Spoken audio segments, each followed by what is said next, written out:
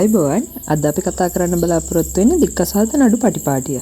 එහෙමත් නැත්නම් දික්කසාද නඩුවක් ගරු අධිකරණයේ ගොනු කිරීමේ සිට දික්කසාද තීන්දුව ලබා දීම දක්වා අධිකරණය තුළ සිදුවෙන ක්‍රියාදාමය තමයි අපි මෙතෙන්දී කතා කරන්න බලාපොරොත්තු වෙන්නේ. දික්කසාදය පිළිබඳව මීට පෙර සාකච්ඡා කරන ලද වීඩියෝයේදී අපි සාකච්ඡා කරා දික්කසාද නඩුවක් ගරු අධිකරණයේ ගොනු කරන්න නම් වෛවාහක වැරදි 3ක් තියෙනවා. මෙන්න මේ වෛවාහක වැරදි අතරින් එකක් හෝ ගරු අධිකරණය ඉදිරියේ ඔප්පු කිරීම කළ යුතුයි කියලා. එතකොට මෙන්න මේ කිසියම් වෛවාහක වරදක් වෙනුවෙන් ගරු අධිකරණය තුළ පැමිණිල්ලක් ඉදිරිපත් කරාට පස්සේ මේ පැමිණිල්ල මෙහෙයවලා නඩු තීන්දුව දක්වා යන ආකාරය තමයි අපි මෙතෙන්දී සාකච්ඡා කරන්න දැන් බලාපොරොත්තු වෙන්නේ. දික්කසාද තීන්දුවක් ලබා ගැනීමේදී මුලින්ම කරන්න ඕන දික්කසාද නඩුව ගරු අධිකරණයේ ගොනු කිරීම.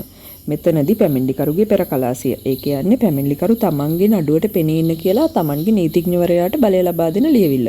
මේක ප්‍රොක්සි එක කියලාත් හඳුන්වනවා. එතකොට මෙන්න මේ පෙරකලාසිය, ඒ වගේම මේ නඩුව සම්බන්ධයෙන් කිසියම් මුද්දර ගාස්තුවක් ගෙවලා තියෙනවා නම් මෙන්න මේ මුද්දර ගාස්තු ගෙවන ලද කුයිතාංශය, ඒ වගේම පැමිණිලිකරුගේ පැමිණිල්ල, විත්තිසිතාසිය සමග බෙදීමට පැමිණිල්ලේ පිටපත්, ඒ වගේම පිස්කල් අනකර මෙන්න මේ කියන ලේඛන තමයි මුලින්ම අදාළ නඩුවට ගොනු කිරීම සිදු කරන්නේ. මේ විදිහට අදාළ පැමිණිල්ල ගරු අධිකරණයේ ගොනු කිරීමෙන් පස්සේ විත්තිකරුට මේ නඩුවේ පිළිතුරු ගොනු කරන්න දිනයක් ලබා දීලා සිතාසි බාර කරවීම සිදු කරනු ලබනවා. ලියාපදිංචි තැපැල් මගින් සහ අධිකරණයේ පිස්කල් වරුන් මගින් තමයි මේ විදිහට විත්තිකරුට සිතාසිය නිකුත් කිරීම සිදු කරන්නේ. මේ විදිහට විත්තිකරුවෙකුට සිතාසියක් ලැබුණට පස්සේ අධිකරණය විසින් නියම කරලා තියෙන දිනේදී විත්තිකරුව අධිකරණයේ පෙනී සිටීම කළ යුතුයි. එදිනට අධිකරණයේ පෙනී ඉඳලා තමන්ගේ නීතිඥවරයා මගින් පෙරකලාසියක් සමග උත්තරයක් ගොනු කරන්න. එහෙමත් නැත්නම් පෙරකලාසියක් ගොනු කරලා උත්තර ගොනු කරන්න දිනයක් ලබා ගැනීම කළ යුතුයි. මෙතනදී පෙරකලාසිය කියලා කියන්නේ පැමිණිල්ල ඉදිරිපත් කරද්දී පැමිණිලිකරු ඉදිරිපත් කරා වගේම විත්තිකරුත් තමන් වෙනුවෙන් තමන්ගේ නීතිඥවරයාට මේ නඩුවට ඉදිරිපත් වෙන්න බලය ලබා දෙන ලියවිල්ල තමයි පෙරකලාසිය කියලා කියන්නේ. එතකොට විත්තිකරුත් තමන් වෙනුවෙන් පෙරකලාසියක් ගොනු කිරීම කළ යුතුයි.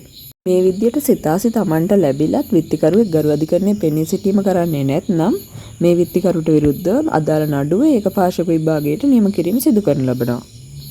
විත්තිකරුවෙක් තමන්ට සිතාසි ලැබිලත් ගරු අධිකරණයේ පෙනී සිටීමක් කරන්නේ නැත්නම් මේ විදිහට ඒකපාර්ශ්වික විභාගයට නියම වුණාට පස්සේ ඇතිවෙන ප්‍රතිඵල කීපයක් තියෙනවා.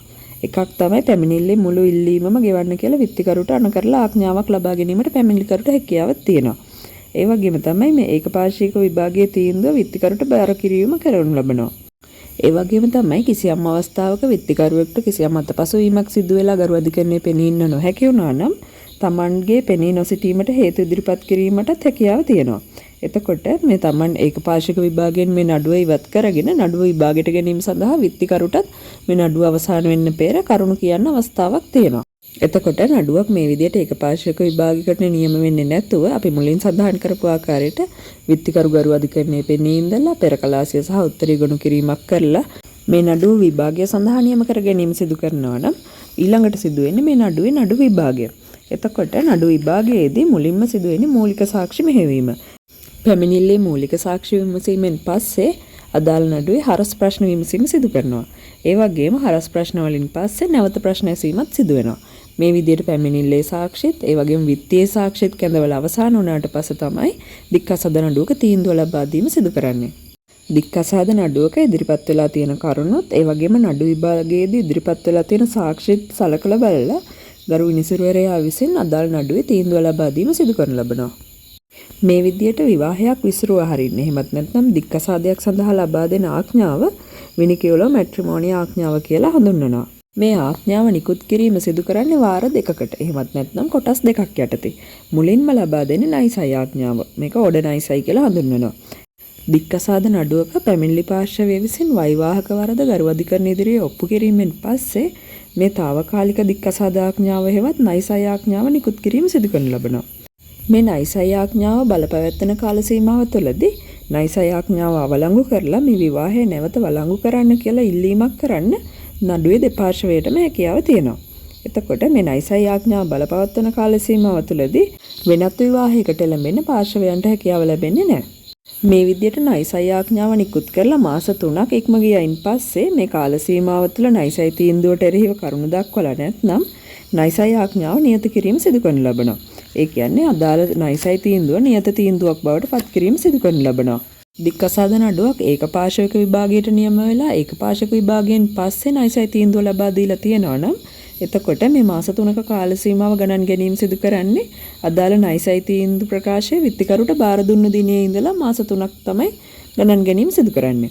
මේ විදිහට ණයසයි ආඥාව නියත කිරීමෙන් පස්සේ තමයි දික්කසාදයක් නිසි පරිදි සිදු වුණා කියලා ගණන් ගැනීම සිදු කරන්නේ. ඒ කියන්නේ විවාහය අවසන් වුණා කියලා ගණන් ගැනීම නියමිත විදිහට සිදු කරන්නේ මේ විදිහට ණයසයි ආඥාව නියත කිරීමෙන් පස්සේ.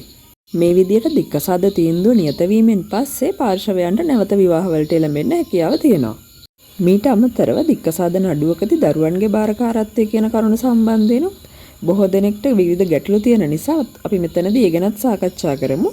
දික්කසාද නඩුවකදී දරුවන්ගේ බාරකාරත්වය වෙනුවෙන් ඉල්ලීමක් කරන්න පැමිණිලිකාර පාර්ශවයටත් ඒ වගේම විත්තිකාර පාර්ශවයටත් කියන මේ දෙපාර්ශවයටම අයිතිවාසිකම් තියෙනවා. ඒ වගේම තමයි දික්කසාද නඩුවකින් පස්සේ අනිවාර්යයෙන්ම දරුවන් මව හෝ පියා භාරයේ තැබිය යුතුයි කියලා එහෙම නිශ්චිත විධිවිධානයක් දක්වලත් නැහැ. එතකොට සාමාන්‍යයෙන් ගරු අධිකරණ විසින් මෙතෙන්ද සිදු කරන්නේ පාර්ශවයන්ගේ ඉල්ලීම, ඒ වගේම දරුවාගේ උපරිම සුභසිද්ධිය, ඒ වගේම ඉල්ලුම්කරුට දරුවා පෝෂණය කරන්න තියෙන හැකියාව, ඒ වගේම වෙනත් අවස්ථානුගත කරුණු සලකලා බලලා සුදුසු පරිදි නියෝගයක් නිකුත් කිරීම. මෙතනදී දරුවා බාර නොගන්න පාර්ශවයට දරුවා සම්බන්ධයෙන් ප්‍රවේශය අයිතිය ඉල්ලා සිටීමට හැකියාව තියෙනවා. දික්කසාද නඩුවක් ගරු අධිකරණ ඉදිරියේ ගොනු කිරීමේ ඉඳලා දික්කසාද තීන්දුවක් නියත වීම දක්වා නඩුවක සම්පූර්ණ කාර්ය පටිපාටිය මෙන්න මේ විදිහට අපිට හඳුනගන්න හැකියාව තියෙනවා.